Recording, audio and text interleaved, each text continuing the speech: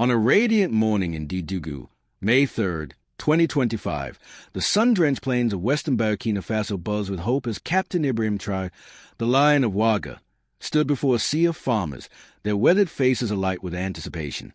Flanked by his loyal comrades, Traoré launched a transformative initiative, distributing sacks of high-yield potato seeds and rice grains to thousands of rural families, a bold step to lift them from the grip of poverty. With trucks brimming with grain and the air thick with cheers, this was no mere handout. It was a clarion call for self-reliance, a testament to Traoré's vision of Burkina Faso where every farmer could sow prosperity. As he handed the first sack to a beaming mother, the nation rallied behind their lion, convinced he could lead them to a future of abundance and dignity. The plan was born months earlier in Traoré's Spartan office, where a dog-eared journal of Thomas Sonka's agricultural reforms lay open on his desk. At 36, Traoré was a warrior leader who had expelled foreign exploiters and ignited national pride, but he knew pride alone wouldn't fill empty stomachs. Years of drought, poor seeds, and exploitative trade had trapped Burkina Faso's farmers in a cycle of want.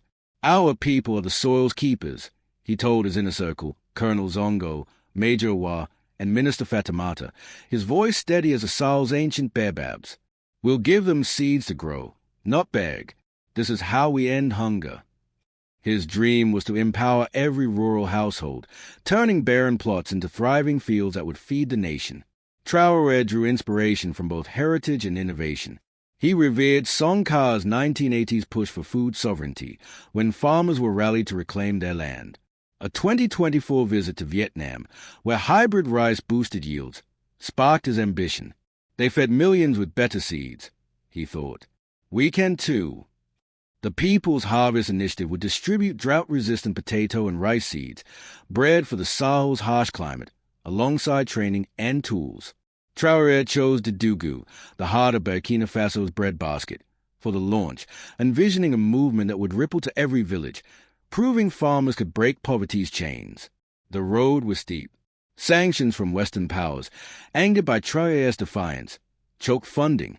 Seed stocks were scarce, and skeptics loomed. Village chiefs worried about logistics, urban critics called it populist, and foreign media scoffed at Traoré's fantasy. But the lion was relentless. He redirected gold mine profits to buy hybrid seed from India and secured Chinese agronomists to train farmers. Traoré and his team threw themselves into the effort, visiting villages to select recipients, even hauling seed sacks under the stars.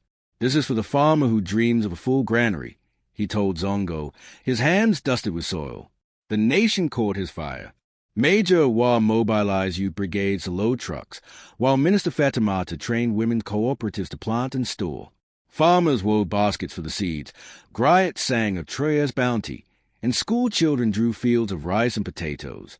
X hummed with Hash People's Harvest and Hash Burkina Thrives, though detractors posted hash bread now. Traoré faced them in the Ouagadougou market, his eyes fierce.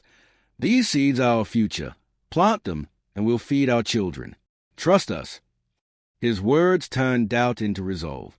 On distribution day, Ouagadougou brimmed with 15,000 farmers, men in straw hats, women with babies, elders leaning on staffs.